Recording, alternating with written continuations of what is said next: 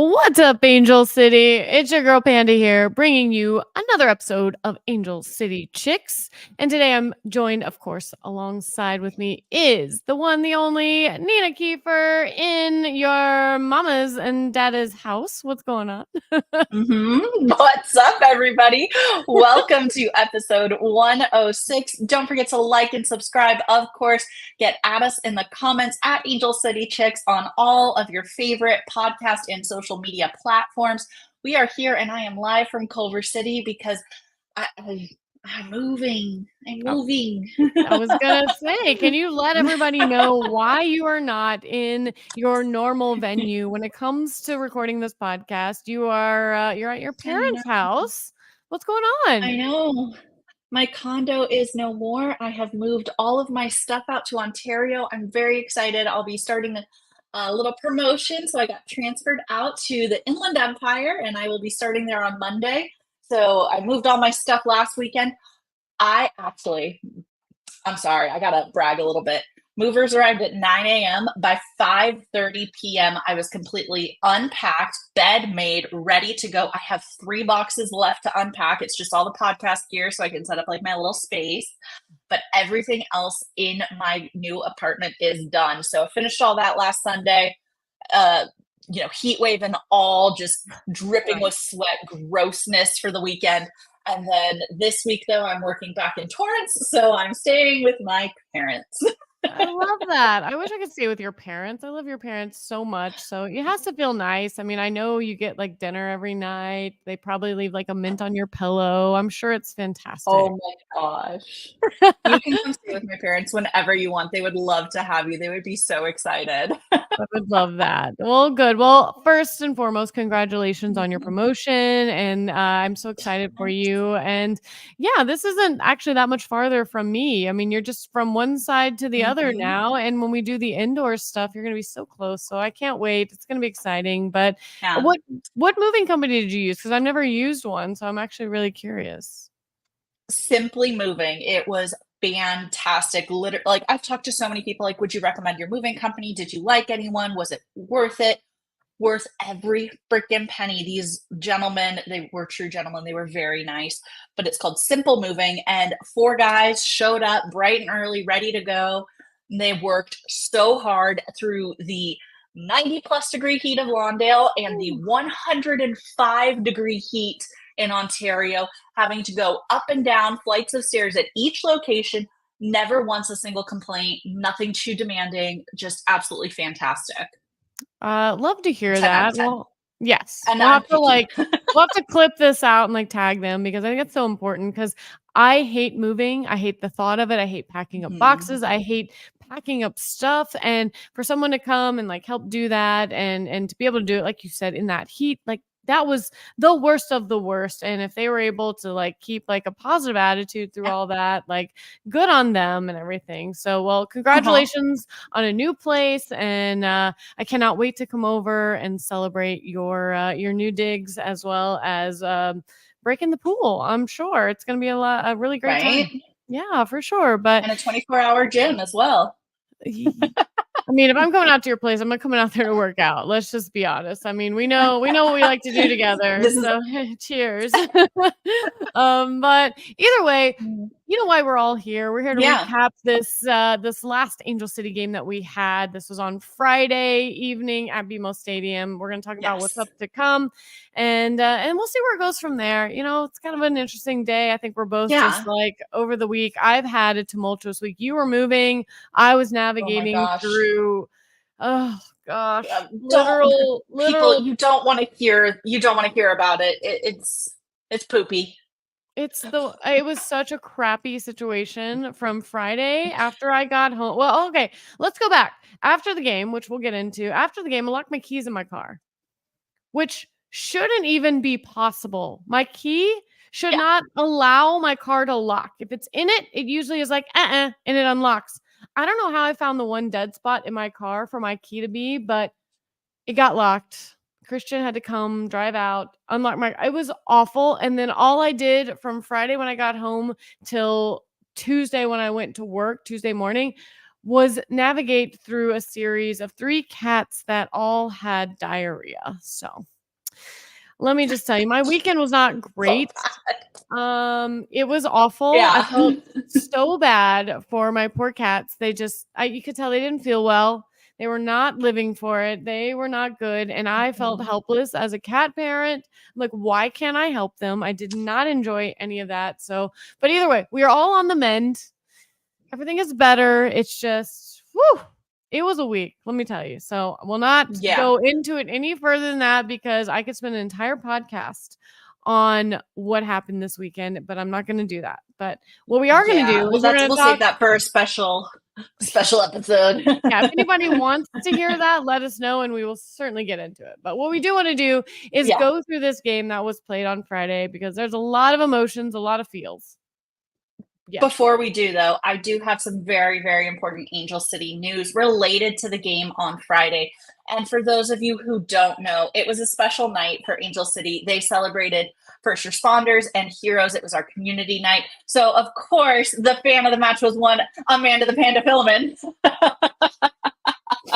So I do have to give a shout out on, the week of kids going back to school where we honor lives lost in 9/11. Amanda is not only a nurse serving us every day at Cedar Sinai, who is, of course, an Angel City sponsor, but also a 15-year combat veteran. So truly, Amanda, we don't say it quite often enough. Thank you for your service. Thank you for everything you do for our community. Much, much deserved. Congratulations to my favorite Angel City fan.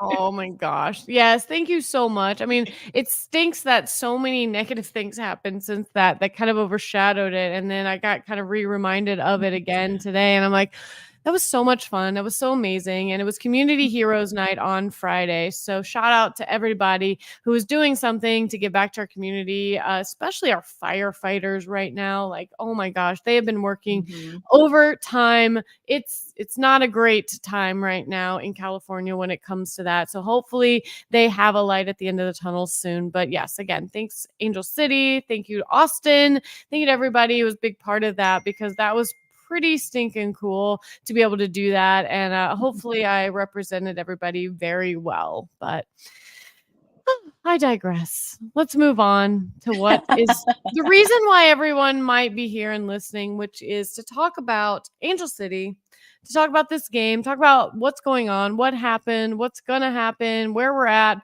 what all this means. So, you want me to jump into it, Nina? Yeah, let's talk about this match. You know, poop. I think your cat's forecasted it well. I think me locking my keys in my car and then coming home to cat's diarrhea literally just put all the feelings of everyone from this game into a little box and said, this is what it all represented. And that is completely unfortunate. And, we said last week on the show that this would be a high scoring match. Both these teams have come out, they've been scoring goals, and we were like, this is going to be a high scoring game. And boy, we were right, but unfortunately, VAR Mhm. would decide otherwise because Angel City did fall 2-3 at home last Friday to the Seattle Reign. This was following goals by Alyssa Thompson and Sydney LaRue. Unfortunately, defenders Sofita Huerta, midfielder Ji So Yun, and forward Ziar King. They all three scored for Seattle, and VAR also got 2 goals. So I don't know where Yeah. we go on that, but we'll talk about that. We'll let you Mhm. know about it and our thoughts and stuff. But let's just get into it. Let's talk about it. I mean, we were so excited for Angel City because after being pinned into their defensive third in the early minutes of the game, they were able to open the scoring in the 8th minute. Sydney LaRue, she won the ball in the midfield, sent a great diagonal pass to Alyssa Thompson, who is on fire right now. She made a run up the left. She dribbled into the box, burst past her mark, and sent a close range angled shot past goalkeeper Claudia Dickey into the back of the net. And man, is she feeling herself right now or what, Nina? Like, She's got to seriously. be. I think, honestly, beer pong rules, I think now she's on fire. Last time she was heating up because 2 in a row. Now she is officially on fire. So I'm pretty sure in the next match, every time she scores, she gets balls back and it counts for 2, right? I think so. That's That's gotta how be that's how how it this goes. works. I mean, House rules. you know house beer pong rules more than I do. So if you say it, then I believe it. But I am so excited for her. I think we knew that she needed to break through and score, and when she started scoring, she hasn't stopped. We are up 1-0 right there in the 8th minute, and it feels pretty good, right? Yeah, it felt really good. Unfortunately, it didn't last long because in the 31st minute, Seattle defender Sofia Huerta stepped up and she took a penalty kick following a foul by goalkeeper Didi Hericic against forward Jordan Hoytema in the box. Huerta was able to send her shot off to the right with Hericic diving left, bringing the score to 1-1. Definitely not how we want to see things going, but you got to do what you got to do. You give yourself a 50-50 chance with a penalty kick at times, and unfortunately, she was able to bury it. I mean, and The rain unfortunately, continued to. yeah, I mean, unfortunately, this did go to VAR. I wasn't called originally, and I mean, it was a foul. I mean, Didi got all of her foot, none of the ball, and Mhm. that's the price you pay for unfortunately trying to come out and collect it. And yeah, you never like to go down, or well, I guess in this case, even up the score, because of a penalty kick. Meh. Yeah, the rain continued to work their way into the game as the half went on. Hericic made several really clutch saves. And then in the 51st minute, Hoytema headed across by defender Holmes down into the middle of the box where G scooped up the ball, beating her mark to place a shot just inside the near post to put Piattle on the Wow. bathroom kick. Cheers to Seattle. To put Seattle ahead going into the break.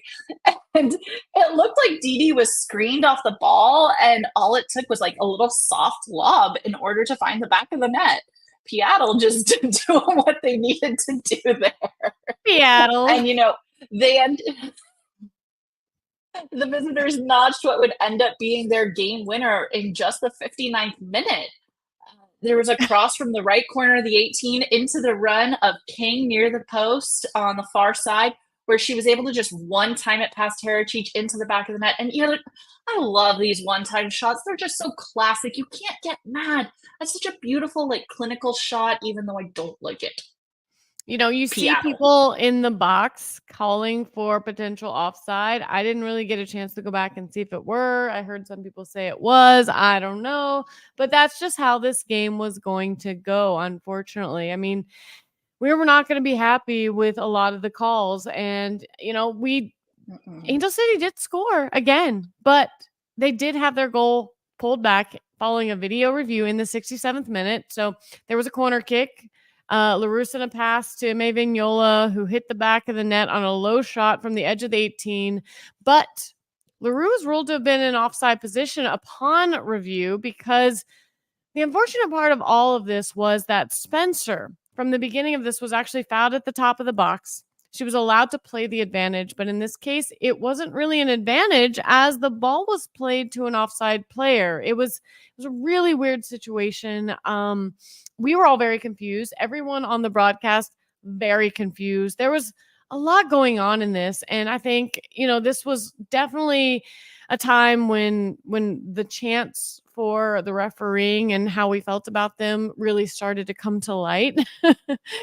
Because no one knew what was happening. All we knew was that there should have been a foul at the top of the box. Ref was like advantage, and in that moment, it was played in an offside position, and then that was it. So, how advantageous is a play like that in that situation? It's not great. It doesn't feel good. I don't know how to feel about it. It Mm-hmm. sucks. It sucks because you Yeah, see when you go back, you do see what they were looking at, but it's also like, I don't know, man. I don't know. I don't know. How do you feel about it? I got thoughts. I got some thoughts here. So Okay. you call advantage. The referee, in their discretion, is able to say the advantage didn't develop as long as it happens quickly. So you have two opportunities when advantage is called. Advantage, you play forward the advantage progresses, and nothing comes of it, aka a shot is taken. You've played through the advantage. The Right. second option is you call advantage and nothing really develops right away, and then you can call it back and you can give the kick. So in this instance, if you're calling that initial pass before the shot is taken as the offside, you are saying the advantage never developed. Ergo, you should give the free kick, but they didn't. So what you're saying now is the advantage developed. So how can you say that the advantage developed if that initial play in is deemed offside? There was then clearly no advantage. You have to go in the order and the sequence of events. Right. Trump. If you were the Next. referee in this situation, what would you have done? Would you have called advantage and then called it back for a free kick? Would you have called the play dead at that moment for a free? Like, I don't know enough about this, so that's why I It should have. asked you. I think we should have gotten a direct free kick as a result. The advantage clearly never developed because it was immediately touched by an offside player. And not Do you, only that, though, how can you say that it was intentionally played to that player when you'd have to go back a step further from before the foul from Jasmine Spencer to see if Sydney Leroux was actually offside? So yeah, the clips that we're seeing online to recap this aren't even showing the true moment in which the offside should have been judged. The offside should have been judged from before the foul on Spencer. it was all just Mic drop number 2. messy. It was all messy. It wasn't great. It was very frustrating. And I think, I echo the sentiments of a lot of people. Like, we just really felt like they were looking for a reason to make sure we didn't win. And that was one of them, Yeah. because I feel like that was just it. I felt like we were set up. I don't know. I didn't love it. And what really sucks is what I'm going to talk about next, was that we had a second goal pulled back following a review in the 85th minute, where Doherty Howard, she served a long ball into the box. It took several bounces kind of back and forth. People were fighting for the ball. Rain were not able to clear it. It did roll to Madison Hammond, who was able to shoot it from the edge of the 6-yard box. She sent it inside the far post. Her goal was unfortunately nullified following a review for a foul on the play by, again, Sydney Leroux. And this one is so tough because, one, no one sees it. Like, nothing in that buildup looks like a foul. It's all just people fighting for the ball. It's incidental contact. It's just what it is. And honestly, if you put that play, if you remove that play and you put it anywhere else on the pitch, I don't know if you even call it a common foul at that point. And here's my problem. It took the ref quite a while to decide if it was clear and obvious. I have some thoughts on this, Nina, but first I want to hear what you have to say about this. I definitely agree with you. It seemed like a 50-50 ball, just like normal contact in the box. If we're going to get mad at Leroux for the foul, she also fell down. She went down first. She was clearly going for the ball. It wasn't like she was trying to take out a defender. She was clearly playing the ball, and it was just person-on-person contact. There's 5 people right there in the 6-yard box. Obviously, something's going to happen. I have to echo what Melissa is saying in the chat.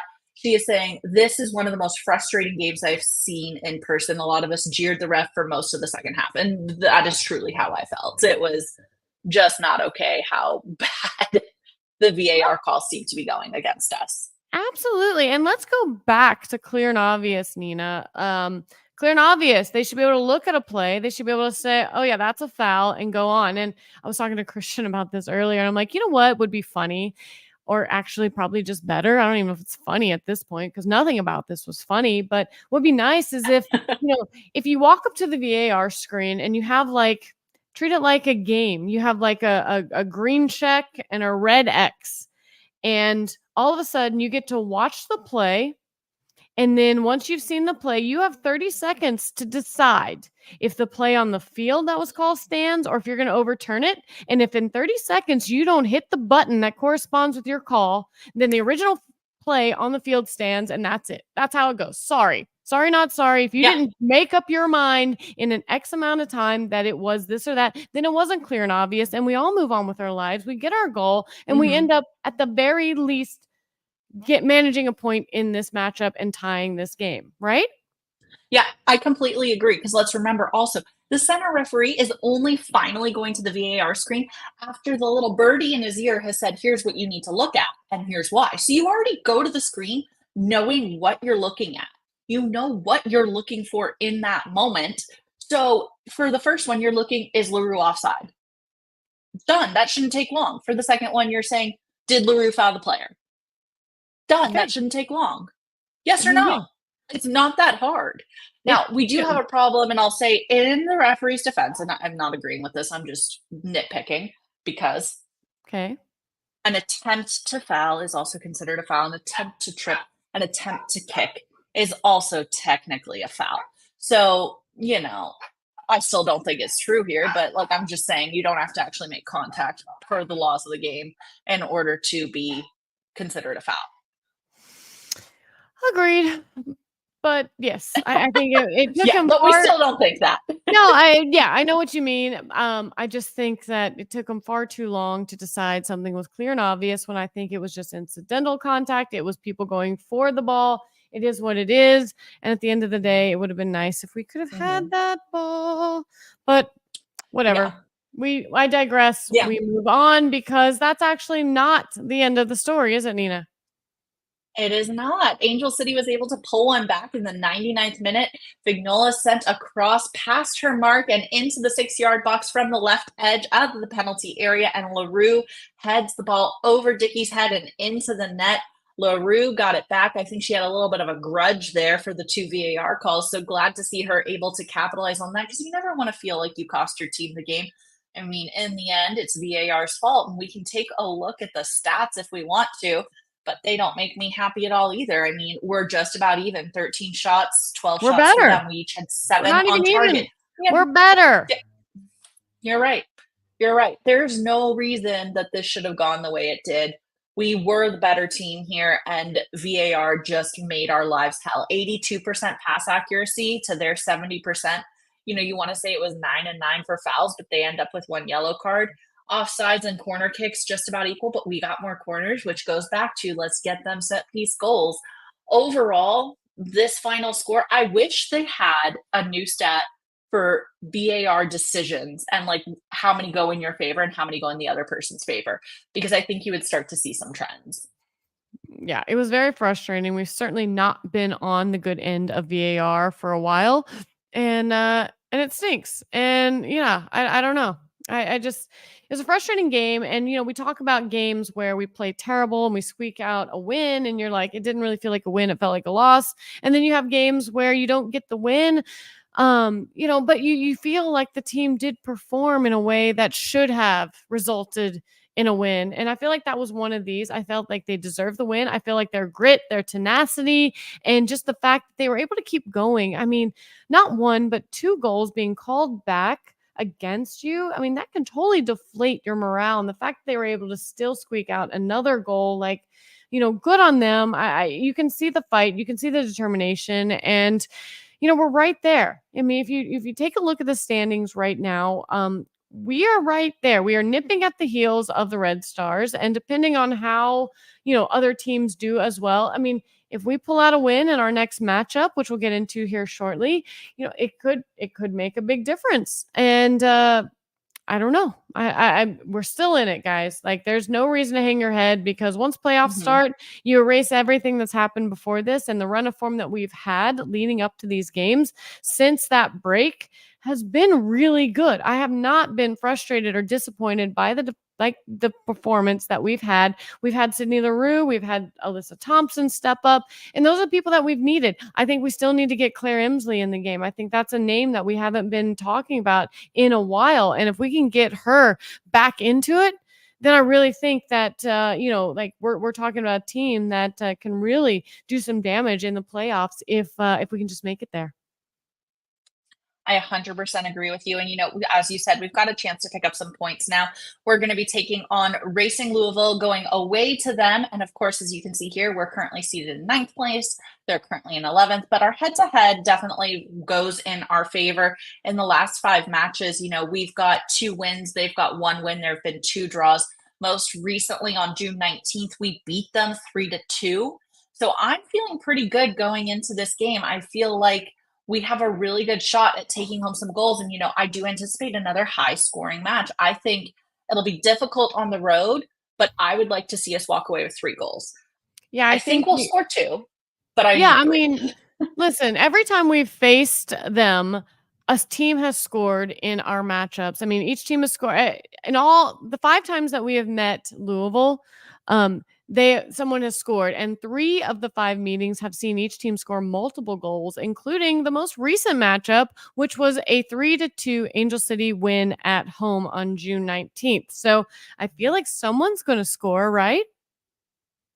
I think so. I think we see Alyssa Thompson. I think we see LaRue, and I'd love to see an Emsley goal. But I mean, if I said what I said earlier, Thompson's goal should count for two. So she's True, on true. fire now. One thing that concerns me with Louisville is their lack of aggressiveness, their lack of tenacity. Because in this last matchup against Bay FC, where they lost 1-0, they only committed 3 fouls and had 0 yellow cards, and it's the only time this season that an NWSL team has been called for 3 or fewer fouls and had no cards in a match. So that tells me, like, are they really fighting for a playoff spot? Like, what's going on? Like, why are you not out there fighting for every ball? I mean, you're fighting for every ball, you're probably going to end up with fouls, and you need to be aggressive. So I feel like Angel City needs to take full advantage of what's going on with this team and be aggressive. Absolutely. I think we have a really good opportunity here to control possession to set the pace of the game. I wouldn't be surprised with that stat if we didn't come away with 70% possession going into the game or at the final whistle. And with that, also, we're going to be looking to Sarah Gordon to make sure she is paying attention and holding that line, because when you give up that much possession and you let the other team set the pace, you're playing for the counter. So it's going to rely on our center backs to make sure that they are staying alert and helping out there. And we've got the speed back there to make it happen.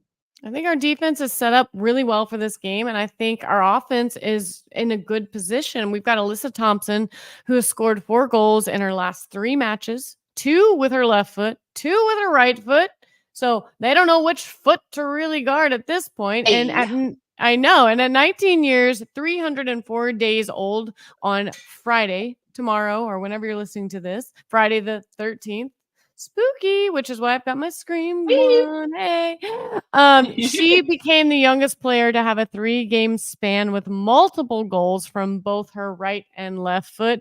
Last time this was by Sophia Smith at 21 years and 353 days. So she kind of smashed that record when it comes to that. So look for Alyssa Thompson to be on the scoring board. And then also look out for that Ime Vignola LaRue link up, because that has been one of those things that has been quite effective in Mhm. these. But the thing that I want to point out that we haven't mentioned is the fact that this is going to be the first time Kristen Press has played in Louisville since she tore her ACL in Louisville. Tell me a goal by Kristen Press would not be kind of one of those chef kiss kind of moments where she's like, okay, Oh, you ended my career. Let's jump start it back up with this matchup.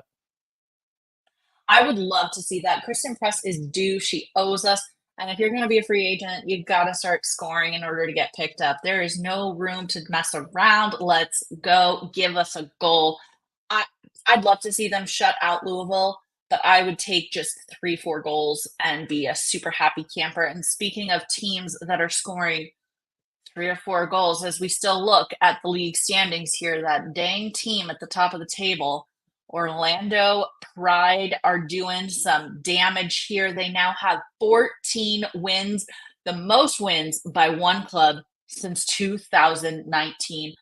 You can't ignore the great things that are going on there as much as they piss me off. They've got 14 wins, 0 losses, and 5 draws. Oh, I Just know. rude. It's wild, but it's also incredible. I mean, yeah, you have to celebrate the fact that they are doing some pretty amazing things, and good on them.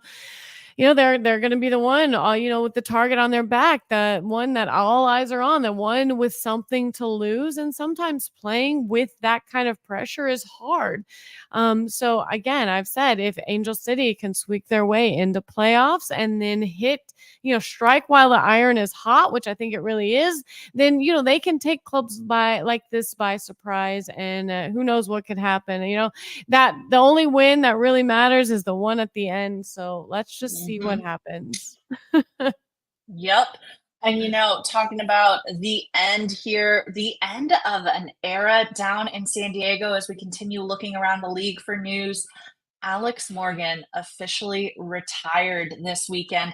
She is done with soccer. Very emotional goodbye here. A lot of us have followed Alex Morgan for over a decade, from her days, and plays with the US women's national team to everything she's done. She's one of the few players that have survived and been around, not just in the NWSL, but in leagues prior. And just an incredible talent and an incredible force for the community. So we do want to take a second, as much as she is the captain of our rivals to the south. I am so privileged to be able to say that I was able to see Alex Morgan play in person. And I know she is a role model for a lot of others. Oh, absolutely. I mean, this is when rivals really don't matter. I mean, this is when we talk about the game and how far it's come, and her being a big part of women's sports and soccer being where it is right now. And congratulations to her. I mean, she's pregnant with with her. How many does she have? 2 or 3? Is this second or third? I don't know. She's won so far. This is her So second. number 2, yeah. So it's our second child. Yeah. So good on her. I think she recognizes, like, this is where she wants her focus. And, that would be incredibly hard to come back to, her age and having 2 kids and just having 2 kids in general. I'm sure it's incredibly difficult. So I like that she recognized, like, this is time for the young kids to step up. They have a fantastic team that, they might not be performing as well right now as far as, the waiver considered, where they're at on the standings. But they have a lot of youth. They have a lot of promise. And, I think we're going to see great things from them as well. But congrats to her. That's amazing. I'm excited for her. And yeah. She's a big role model for our sport. And before we end this, something I want to bring up, which I think is very interesting. Did you watch the Hope Solo documentary? Not yet. I was just thinking about that as we were ending. I'm like, okay, so tomorrow I have to watch Dexter. I have to watch Bad Monkey. I have to watch Dexter's not out yet, Nina. It's out tomorrow. No, it's not. I said December. Oh, December has a Friday the 13th too? Yes. That is what I was trying to say. And one last thing to watch. December. No. So the documentary for Hope Solo is out, and I encourage everyone to watch it. That's all. That's really all I want to say about it. We'll talk about it once you watch it, but it's very interesting. Oh man. Yeah, so get on that. Big to-do list tomorrow. That, The Perfect Couple, Bad Monkey, those are all good ones to watch right now. Yes. But Dexter, Original Sin is not out until December's Friday the 13th. I want it now. Sorry, you gotta wait. I'm sorry. Okay. Well, as we get ready to wrap up, usually we end with a quote from an Angel City player, but in honor of Alex Morgan and her retirement and everything she's done, I did find a quote that I really like that she says, and it goes, "Surround yourself with the dreamers, the doers, the believers, and the thinkers. But most of all, surround yourself with those who see greatness within you, even when you don't see it yourself." So for all of those of you who are making life moves, who are just having a day, remember the words of Alex Morgan as it carries you throughout. And, it's going to get better. It's going to be fine. Alex said so. I love that. And again, like we have some good things on the horizon. Our team is in a good run of form. As long as we are not competing against VAR, we will be doing great things. I can't wait. Tune in on Saturday. Sorry, you had me thinking about Friday the 13th, which is tomorrow. Tune in Saturday for the game. It'll be on Ion. And let's get this Angel City win. Let's keep climbing that ladder. Hopefully no one else is also climbing, because we don't need that. But either way, Nina, do you have any parting words? Absolutely. No, Amanda, you ready? Yes. Good, because we're going.